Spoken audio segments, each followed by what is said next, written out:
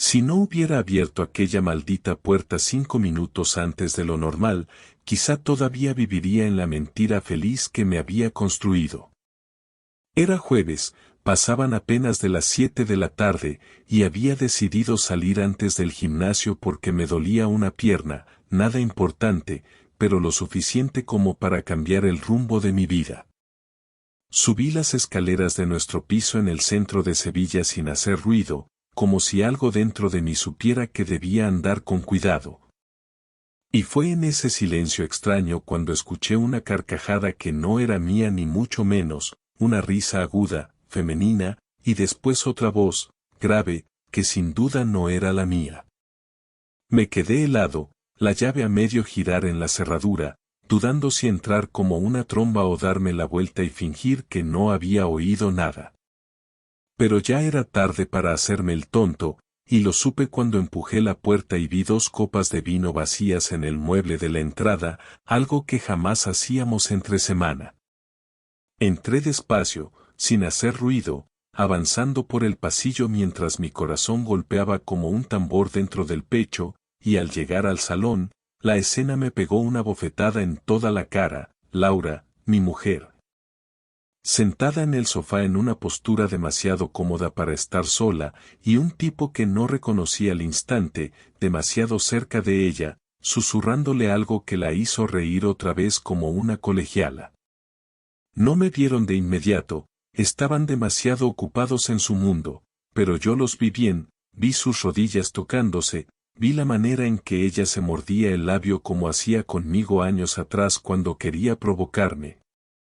Y vi cómo él le apartaba un mechón de pelo de la cara con una familiaridad que me hizo hervir la sangre. ¿Qué coño es esto? Solté al fin, incapaz de contenerme, mi voz sonó más rota que furiosa, pero ellos se separaron de golpe como 2 adolescentes atrapados por sus padres. Laura se puso de pie de un salto, con una cara tan pálida que parecía que se iba a desmayar, y el tipo, un imbécil de unos 30 y pocos años, se limitó a ponerse de pie también, sin decir ni una palabra. Como si estuviera buscando la manera más rápida de largarse de allí.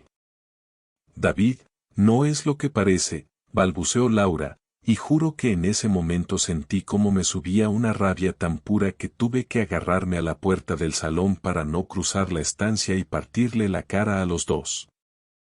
¿No es lo que parece?, repetí, riéndome sin control. ¿Entonces qué es, Laura? ¿Un curso intensivo de cómo engañar a tu marido? El tipo quiso intervenir, pero le levanté una mano advirtiéndole que ni se le ocurriera abrir la boca. Tú, fuera de mi casa. Ahora. El tipo me miró, dudando por un segundo, pero supo leer en mi mirada que no estaba bromeando y salió corriendo por el pasillo como alma que lleva el diablo, dejándome solo con Laura, que seguía temblando delante de mí, incapaz de encontrar palabras que justificaran lo que acababa de ver.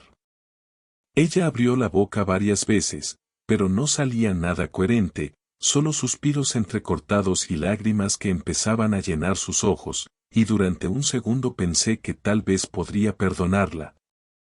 Que tal vez todo tenía una explicación, pero ese segundo pasó rápido, aplastado por el asco y la humillación que me carcomían por dentro. ¿Cuánto tiempo llevas riéndote de mí, Laura?, pregunté, sin alzar la voz, porque entendí en ese momento que el verdadero odio no se grita. Ella negó con la cabeza, llorando, y trató de acercarse a mí, pero retrocedí un paso.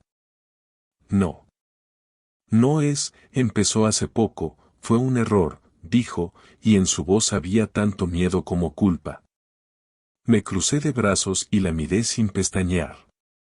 Un error es olvidarte las llaves. Esto, Laura, esto es otra cosa. Ella sollozó, cubriéndose la cara con las manos, y yo me di la vuelta sin decir nada más, subí a nuestra habitación, recogí unas pocas cosas en una mochila, y salí de aquel piso que ya nunca volvería a sentir como mi hogar.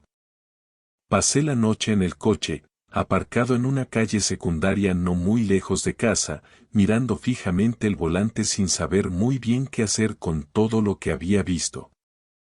No tenía sentido volver a casa a exigir explicaciones, tampoco tenía sentido quedarme allí como un imbécil esperando que Laura me buscara con lágrimas y promesas vacías. Lo que necesitaba era entender. No los detalles baratos, no las excusas baratas, sino la verdad entera, hasta la última miga de su traición.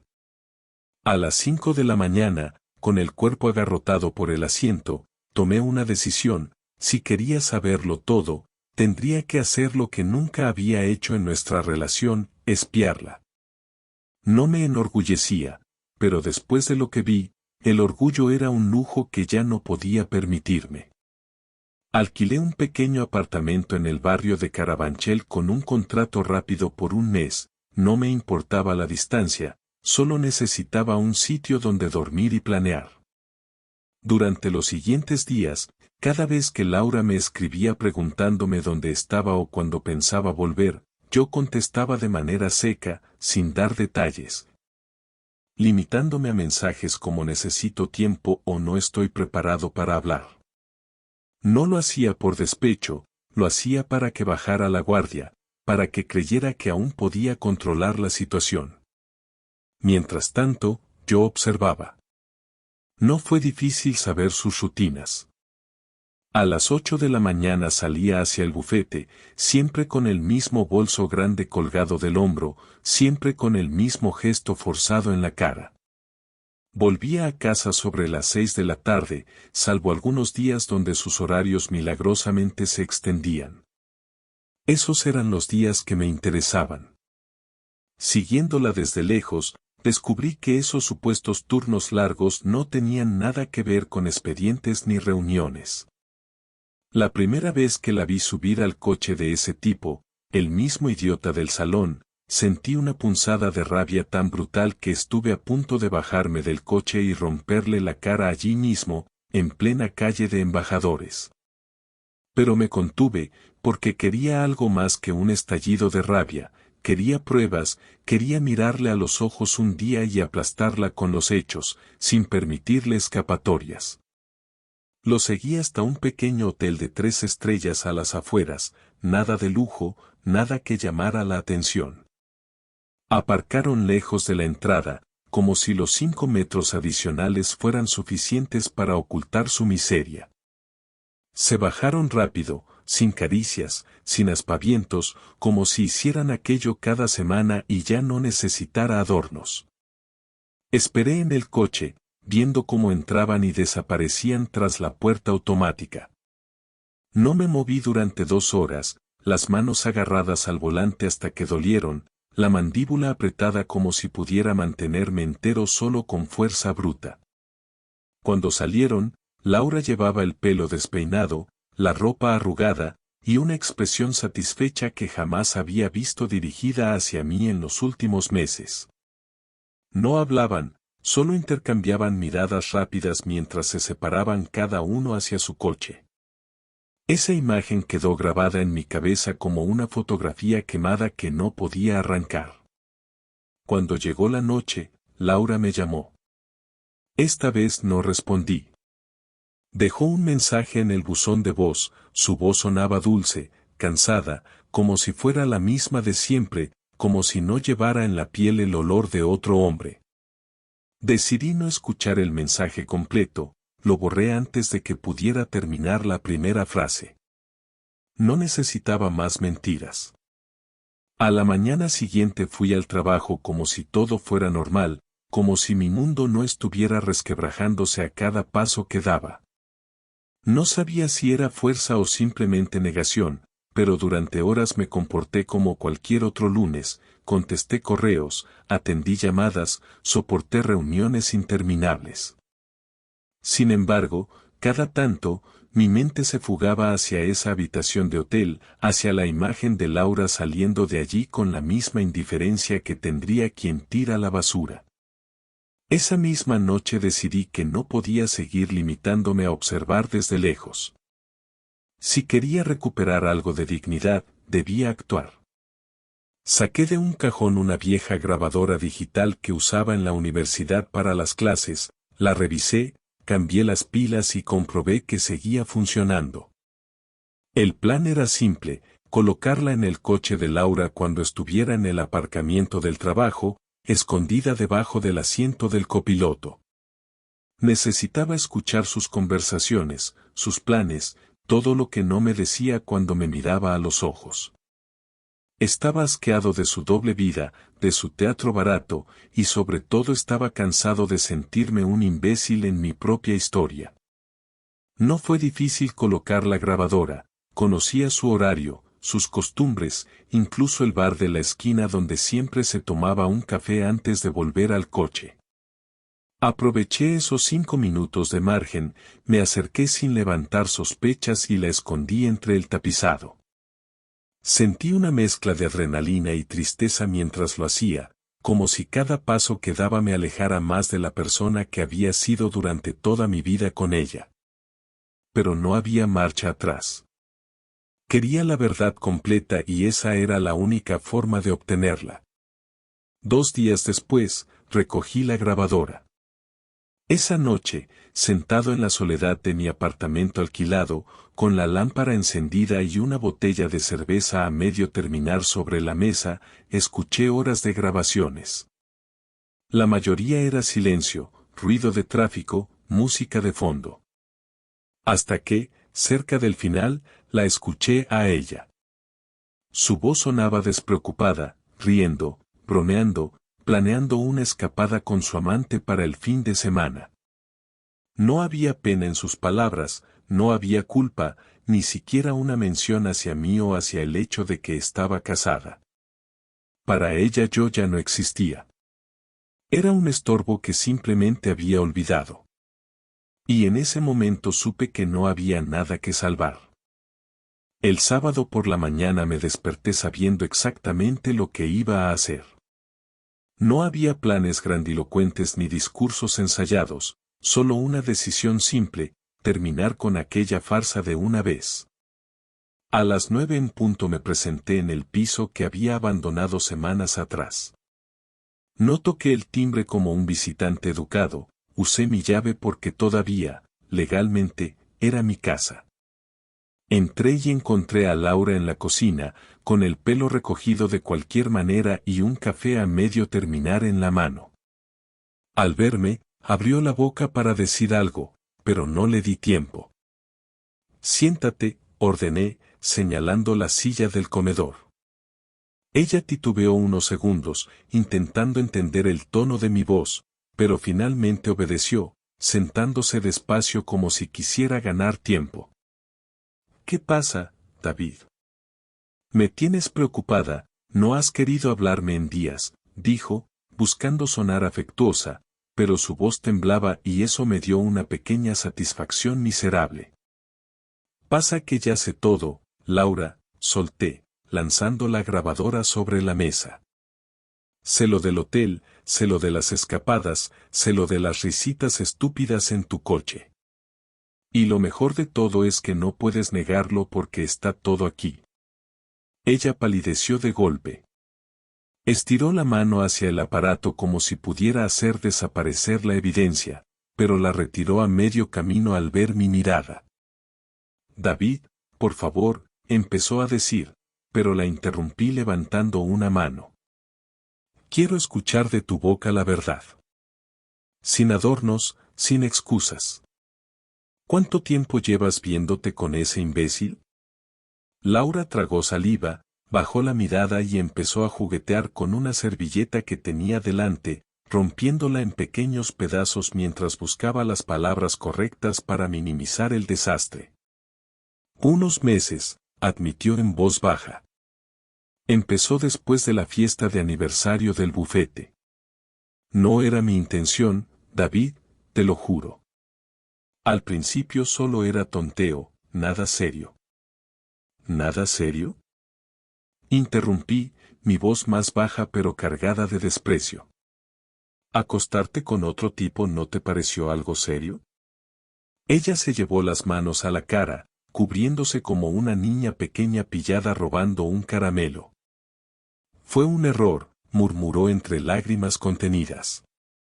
Me sentía sola, tú estabas siempre en el gimnasio o trabajando horas extras. No era como antes. Ah, claro, solté una carcajada seca. Así que la culpa también es mía. Porque no estuve cada segundo pendiente de ti como un guardaespaldas, tú tuviste que abrirte de piernas para cualquiera que te sonriera bonito. Laura negó con la cabeza, sollozando abiertamente ahora. No es así, David, no fue cualquiera, no significó nada. ¿No significó nada? Me levanté de golpe, haciendo que la silla chirriara contra el suelo. Te metiste en la cama de otro mientras yo me rompía la espalda para mantener esta casa, para darte una vida cómoda, y me dices que no significó nada. Ella temblaba, con las lágrimas corriéndole por las mejillas, pero yo no sentía ni una chispa de compasión. Durante años había sido su compañero, su apoyo, y me pagaba destruyendo todo lo que habíamos construido con una facilidad que me enfermaba. ¿Lo amas? Pregunté de golpe, la voz más fría que nunca. Ella tardó demasiado en responder, y eso me dio la respuesta antes de que abriera la boca. No lo sé, admitió finalmente. Creo que no. Creo que solo quería sentirme viva otra vez. Me eché hacia atrás, incapaz de seguir mirándola sin imaginarla en la cama de ese idiota, riendo y susurrándole cosas que hacía años no me decía a mí. Perfecto, dije al fin, recuperando algo de la calma. Entonces vamos a hacerlo fácil. Esta tarde vendrá un abogado a este piso. Tendremos una separación legal, y después un divorcio. No quiero nada tuyo. Quédate con los muebles, quédate con el piso, quédate con tus recuerdos. Yo solo quiero que desaparezcas de mi vida lo antes posible. David, por favor, podemos arreglarlo, suplicó, levantándose de la silla, extendiendo la mano hacia mí como si pudiera borrar todo con un simple toque. Me aparté sin mirarla. Tú tomaste tus decisiones, Laura. Ahora tienes que vivir con ellas.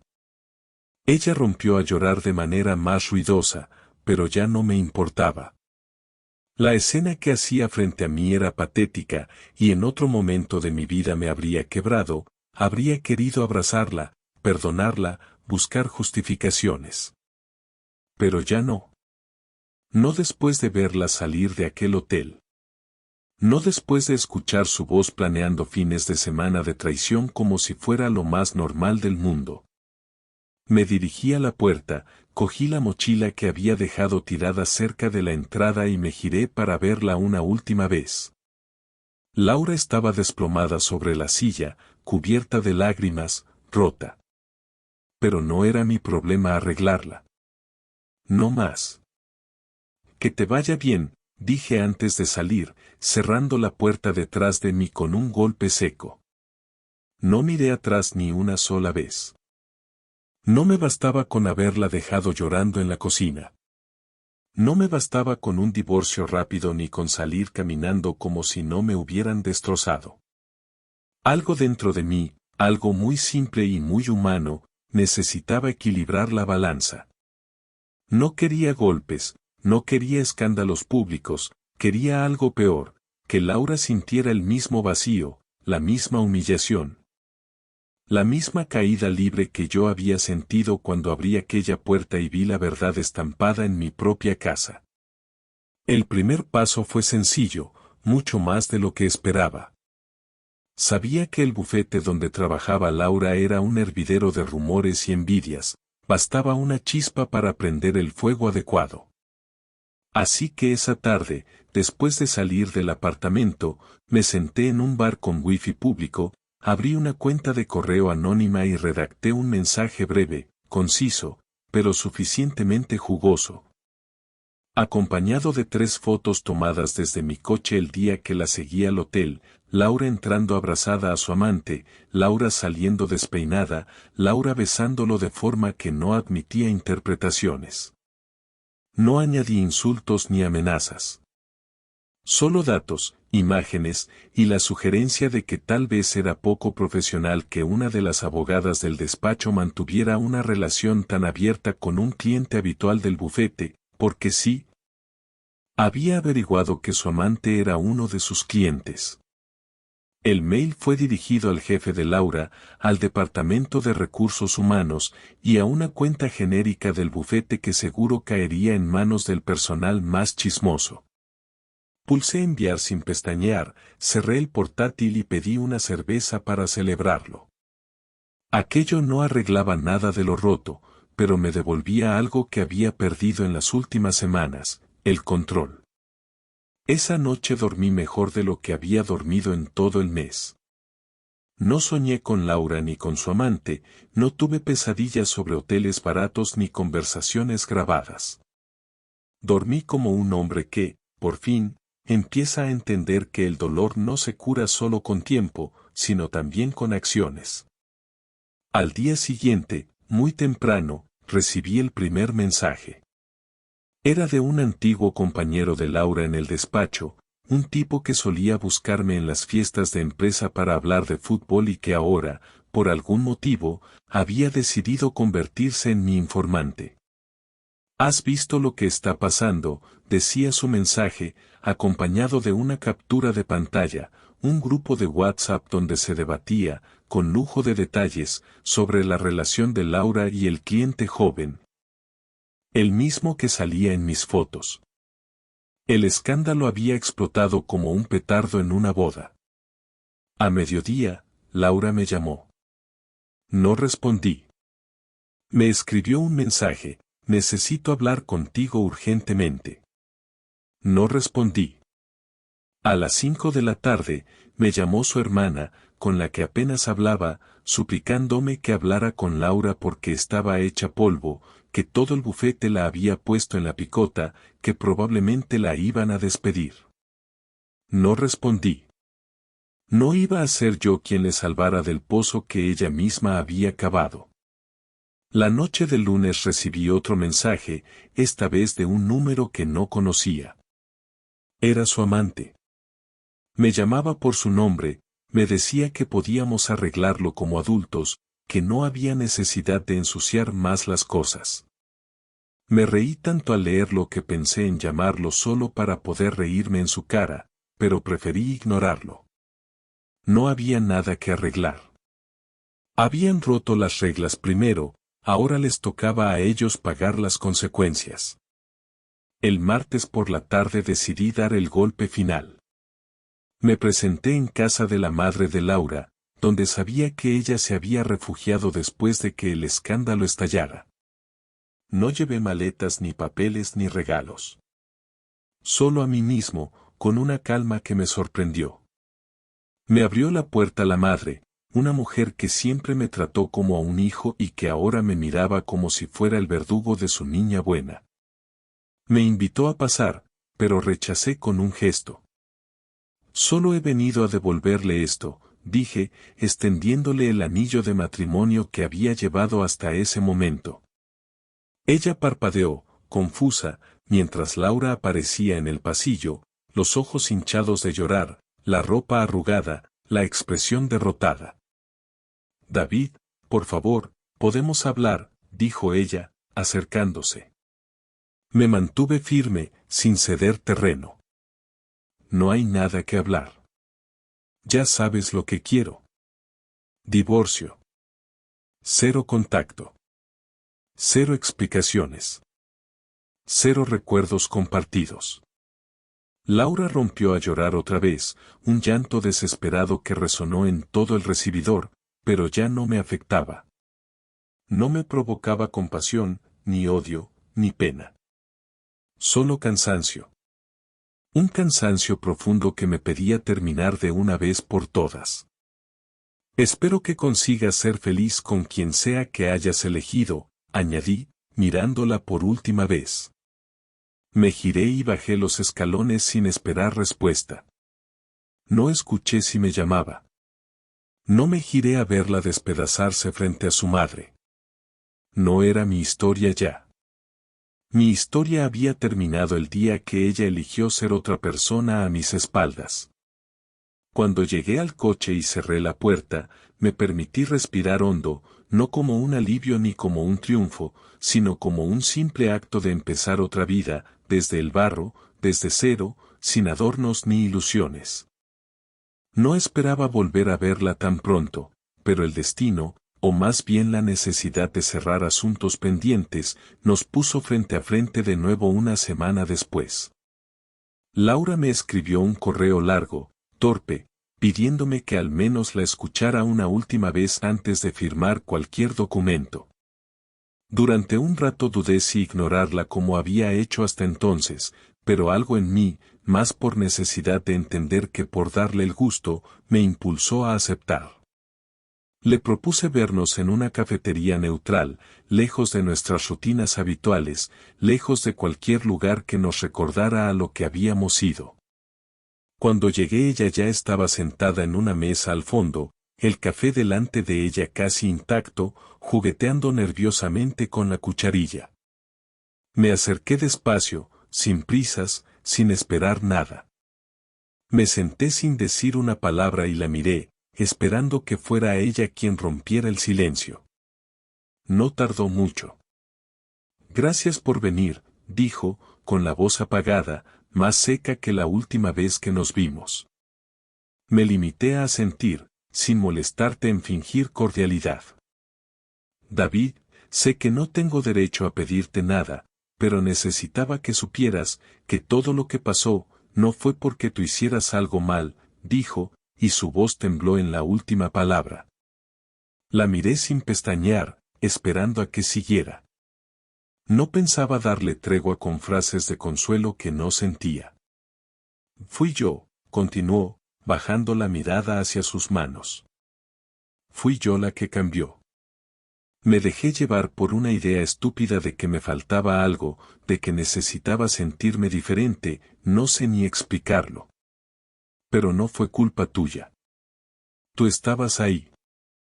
Siempre estuviste. Su confesión no me provocó el impacto que probablemente ella esperaba. Solo confirmé lo que ya sabía. Yo no había cambiado. Yo no había roto nada. Fue su elección. Siempre fue su elección. ¿Eso es todo lo que querías decirme? Pregunté, dejando claro que no iba a regalarle compasión. Ella negó con la cabeza, conteniendo las lágrimas que ya amenazaban con salir. Quería pedirte perdón, susurró. Sé que no cambia nada, sé que no arregla nada, pero necesitaba decírtelo mirándote a la cara. Lo siento, David. De verdad. Me quedé mirándola un largo rato, analizando sus palabras, su tono, su postura encogida como si quisiera desaparecer. No vi maldad en ella. No vi odio. Solo vi vacío. Un vacío similar al que yo había cargado desde aquella primera noche, pero que ya empezaba a dejar de dolerme. Te perdono, dije finalmente, sin dramatismo, sin necesidad de adornarlo más. Ella levantó la cabeza de golpe, sorprendida. ¿De verdad? Sí, confirmé. No porque quiera volver contigo, no porque crea que merezcas otra oportunidad. Te perdono porque necesito hacerlo para poder seguir adelante, para poder mirarme al espejo sin sentir asco por lo que esta historia me obligó a hacer. Laura sollozó en silencio, bajando otra vez la mirada, mientras yo terminaba mi café de un trago. Ya no queda nada entre nosotros, añadí, tranquilo, como quien habla de un contrato terminado. No quiero vengarme más, no quiero odiarte más. Solo quiero que cada uno siga su camino y nunca más tengamos que cruzarlo. Ella sintió, aceptando la sentencia sin discutirla, porque en el fondo sabía que no tenía derecho a pedir nada más. Espero que encuentres a alguien que te valore como mereces, dijo, casi en un susurro. No lo necesito ahora, repliqué. Primero tengo que encontrarme a mí mismo, Y créeme, después de todo esto, no pienso correr para llenar vacíos que no me corresponden. Nos quedamos unos segundos en silencio. Afuera, la gente pasaba, los coches aceleraban, las terrazas se llenaban de conversaciones ajenas. Pero dentro de aquella cafetería, el tiempo parecía detenido, como si aquel último intercambio fuera necesario para cerrar de una vez la historia. Me levanté, dejando un par de monedas sobre la mesa, y ella me siguió con la mirada hasta la puerta. «Cuídate, David», me dijo, casi como un lamento. Me giré apenas un segundo para mirarla una última vez, no con amor, ni con odio, sino con una mezcla de cansancio y alivio que difícilmente podría describir. «Cuídate tú también, Laura», respondí, y sin más, salí de allí, sintiendo que esa era, ahora sí, la última palabra que necesitaba pronunciar en toda esta historia. Esa noche, por primera vez desde que todo había empezado, dormí en paz. Volver a empezar no fue algo que ocurriera de golpe. No me desperté una mañana sintiéndome libre ni olvidé de un día para otro los años compartidos, los proyectos que una vez parecieron sólidos. Tampoco hubo epifanías baratas ni nuevos amores que vinieran a salvarme de la soledad. Lo que hubo fue trabajo, días largos, noches más largas todavía, silencios incómodos en un apartamento nuevo donde cada ruido parecía un recordatorio de que todo había cambiado. Al principio llenaba las horas a propósito, gimnasio, trabajo, más gimnasio, paseos interminables por las calles de Madrid donde nadie me conocía ni le importaba un carajo si sonreía o si me arrastraba por dentro. De alguna forma, esa indiferencia de la ciudad ayudó más que cualquier consejo o terapia. No tenía que ser fuerte para nadie. Solo tenía que seguir andando. Firmamos el divorcio 2 meses después de aquella última conversación. El trámite fue frío, rápido y sin discusiones. Yo me quedé con mis cosas, ella con las suyas. No hubo peleas por dinero ni por propiedades, porque realmente ya no quedaba nada que pelear. Cada firma en cada hoja era un clavo más en el ataúd de lo que habíamos sido, pero lejos de dolerme, me sentí cada vez más liviano a medida que avanzábamos en el proceso. Cuando terminé de firmar el último documento y el abogado nos dio una breve felicitación profesional, como si acabar una vida en común fuera un logro, simplemente me levanté. Le tendí la mano a Laura de forma automática y me fui sin mirar atrás. Durante semanas después del divorcio, la gente a mi alrededor empezó a darse cuenta de que algo había cambiado, aunque pocos se atrevieron a preguntarlo directamente. En el trabajo, mis compañeros pasaban de miradas curiosas a silencios incómodos cuando se daban cuenta de que ya no llevaba alianza. Mis padres, desde otra ciudad, intentaron acercarse, preguntándome si necesitaba algo, pero fui cortante, no porque no los quisiera, sino porque necesitaba manejarlo a mi manera. La mayoría de los amigos comunes desaparecieron, como era de esperar. Algunos, por lealtad absurda hacia Laura, otros porque simplemente no sabían qué decirme. No los culpo. Yo tampoco habría sabido qué decirme. Poco a poco, empecé a encontrar una rutina que no giraba alrededor de nadie más que de mí mismo. No fue bonito ni emocionante, pero fue real. Empecé a comer solo en restaurantes donde nunca habíamos estado juntos. Cambié mi gimnasio habitual por uno diferente donde no reconociera ni un solo rostro. Me compré un coche pequeño, barato, eficiente, algo que no elegí pensando en impresionar a nadie, solo en mí. Dejé de seguirla en redes sociales. Eliminé todas las fotos. No guardé cartas ni regalos. No había necesidad de aferrarme a recuerdos que ya no significaban nada más que un error. La primera vez que salí con alguien después del divorcio fue un desastre absoluto. Una compañera de trabajo, simpática, insistió en que deberíamos ir a tomar algo y, contra mi instinto inicial, Acepté. Pasamos una noche entera hablando de todo menos de nosotros mismos, dos personas demasiado dañadas intentando llenar el vacío del otro sin saber muy bien cómo. No hubo beso de despedida ni mensajes al día siguiente. Fue una confirmación más de algo que ya intuía, no tenía prisa por volver a compartir mi vida con nadie. Quería primero asegurarme de que tenía una vida propia que valiera la pena compartir. Una tarde, unos 3 meses después de todo, mientras tomaba un café en una terraza cualquiera, recordé de golpe la última conversación que tuve con Laura y sentí algo curioso, indiferencia. No odio, no tristeza, no rencor. Solo indiferencia. Ella seguía allí, en algún lugar de la ciudad, haciendo su vida como pudiera, y yo seguía el mío. No era una victoria ni una derrota. Era solo vida. De la forma más cruda y sencilla posible. Lo que aprendí de todo esto es algo que no me enseñaron ni mis padres ni los libros ni las películas. Aprendí que uno no se muere por amor ni por desamor. Que la traición duele, pero no mata. Que reconstruirse es lento y, a veces, jodidamente aburrido, pero es posible. Aprendí a no romantizar las segundas oportunidades ni a esperar redenciones de quien ya mostró lo que es capaz de hacer. Aprendí que a veces, el mejor acto de amor propio es cerrar una puerta con fuerza y no volver a abrirla jamás, sin necesidad de revisar qué quedó adentro.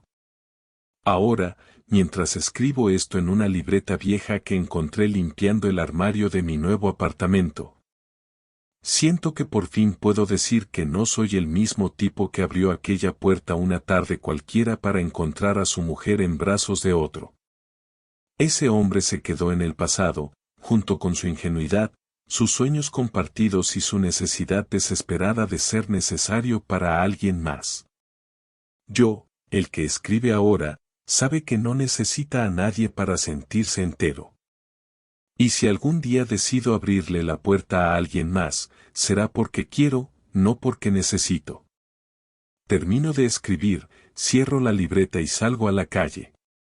La ciudad sigue su ritmo indiferente, como siempre. Y por primera vez en mucho tiempo, me gusta ser parte de ese ruido anónimo.